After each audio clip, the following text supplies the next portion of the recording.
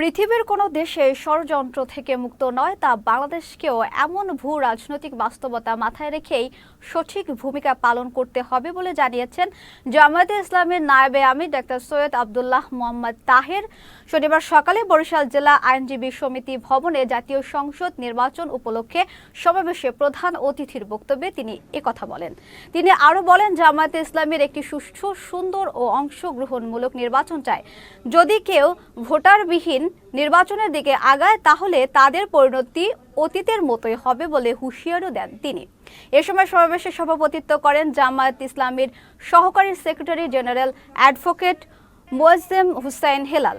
অনুষ্ঠানে আরও বক্তব্য রাখেন ঢাকা মহানগর দক্ষিণ জামায়াতের সেক্রেটারি ডক্টর শফিকুল ইসলাম মাসুদ ও বরিশাল মহানগর জামায়াতের আমির অধ্যক্ষ জহির উদ্দিন মোহাম্মদ বাবর সহ অন্যান্যরা। 5 আগস্টের যে অবস্থা তৈরি হয়েছিল, বিপ্লবের অবস্থা, তার আগের 15 বছরের বাংলাদেশ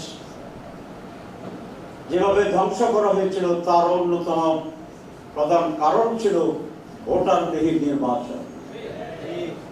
আরেকটি সুষ্ঠু, সঠিক নির্বাচনে ট্রেনচ্যুত বাংলাদেশকে আবার সঠিক রেল লাইনের উপরে উঠতে সাহায্য করতে পারে। সুতরাং আগামী দিনের সবচেয়ে গুরুত্বপূর্ণ সাবজেক্ট হচ্ছে একটি সুষ্ঠু, সুস্থ, অংশগ্রহণমূলক এবং গ্রহণযোগ্য নির্বাচন করা।